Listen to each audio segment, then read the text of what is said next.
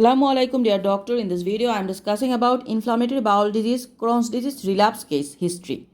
So first we will know the differential diagnosis of known case of Crohn's disease present with diarrhea. We know that diarrhea is the features of Crohn's disease. So what are the differential diagnosis we think? That is relapse, nature of the disease, non-compliance either to diet or drugs, ulcerative colitis and other cause of diarrhea, that is infective. Now there are some intestinal and extra-intestinal manifestation of the disease. Intestinal manifestation of Crohn's disease is that aphthous ulcer, abdominal pain, primary sclerosing cholangitis.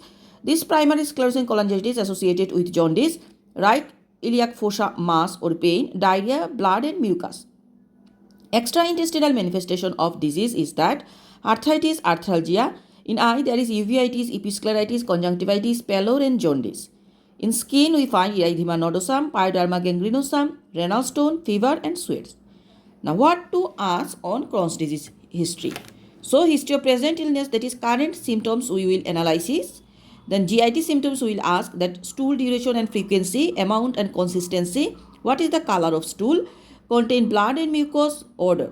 Is it difficult to flush? Aggravating or relieving factors associated with diarrhea with specially type of food like milk or wheat, musculoskeletal system, skin changes or joint pain, mouth ulcer, lesion or swelling in the private area or any ulcer in the back passage area associated with tummy pain or not. In details, if main complaints tummy pain. Then associated with increase in tummy size, any episode of constipations, associated with loss of appetite, associated with morning vomiting, associated with fever, reduced activity and disturbed sleep. Growth history and nutritional history.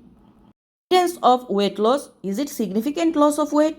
You come to know this loss of weight is measuring or by estimation. You seek any medical advice for this, any dietitian help.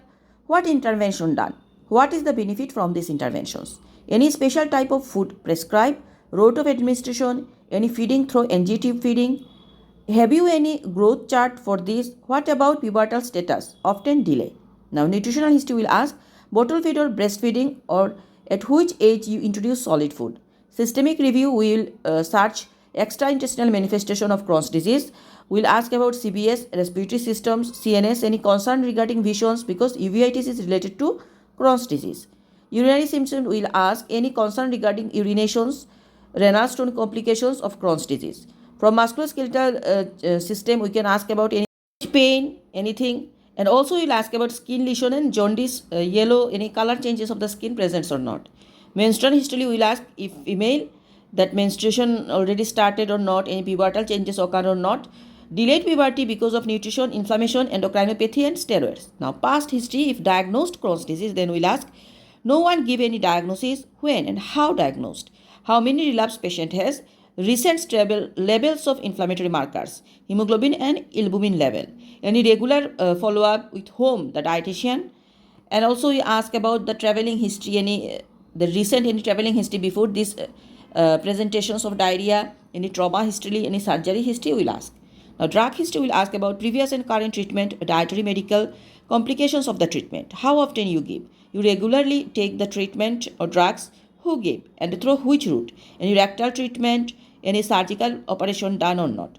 Perinatal history, birth history will ask. Immunization history will ask what about immunization, is he received all up to date shot. Allergic history will ask any food allergy or any drug history present or not. Family history will ask about any similar condition presents on the family member or not. Any family history of diabetes mellitus, inflammatory bowel disease, thyroid disease. Is your husband is your relative? Is it first degree or second degree? How many children you have? All are okay and well. Social history. Environment, smoking related to Crohn's disease, disease impaction in school, disease impaction on family. Now discussion of the Crohn's disease. So from Crohn's disease history, what question we can expect? That is problem list in Crohn's disease must stress in history. Chronic diarrhea, weight loss, bullying school and missing of school, non-compliance to treatment. What difference between the chronic diarrhea and persistent diarrhea? So chronic diarrhea is loose motion for more than 2 weeks, 3 times per day, and persistent diarrhea is continuous diarrhea for 2 weeks daily without gap in between. What are the difference between Crohn's disease and ulcerative colitis? In ulcerative colitis, that is continuous inflammation of the mucosal and submucosal, where Crohn's disease, it is skip lesions transmural. Ulcerative colitis, there is no granuloma, and Crohn's disease, there is granuloma present. Ulcerative colitis, colon and rectum more involved, where Crohn's disease terminal ileum more. Ulcerative colitis clinically bloody diarrhea, and Crohn's disease clinically mouth ulcer and perianal tag. Ulcerative colitis, there is crypt abscess common, and Crohn's disease abscess is less common. Ulcerative colitis pyoderma gangrenosum, Crohn's disease erythema nodosum presentations. What investigation we do for this inflammatory bowel disease or Crohn's disease? This is number one, blood test.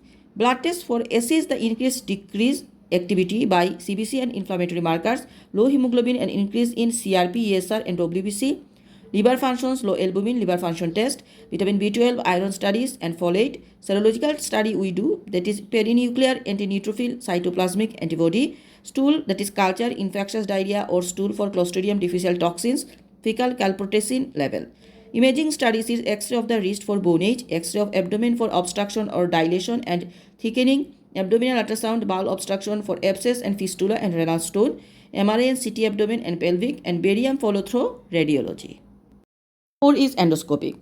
For endoscopic study, we do upper and lower GI endoscopy with multiple biopsies plus histopathology, histological appearance, key ulcer and cobblestone appearance. Now, management of Crohn's disease. Number one, medical treatment. That is induction of remission and diagnosis of disease relapse. First line, exclusive enteral nutrition. That is polymeric Elicum 2 or elemental protein broken down in peptide. For 8 weeks, 80% remissions. Second line is prednisolone oral or IV 1 to 2 mg per kg per day for 2 to 4 weeks. Third line is refractory or non-responsive treatment by immunomodulators. Azathioprine, 6 mercaptopurine or methotrexate, infliximab anti-TNF-A antibody. Maintenance of the remission. Step 1, 5-aminosalicylate acid, sulfasalazine, antibiotics effective more in Crohn's. Step 2 is immunomodulator, azathioprine or 6 mercaptopurine and methotrexate. Step 3 is infliximab monoclonal antibody. Surgical treatment for indication of surgery, that is fistula, failed medical treatment, fulminant colitis, toxic megacolon, bowel stricture. Management of complications is toxic megacolon, colonic dilatation more than 6 cm, abscess, we give ciprofloxacin and metronidazole, fistula and stone renal. So this is all about the Crohn's disease and its discussions. Thank you.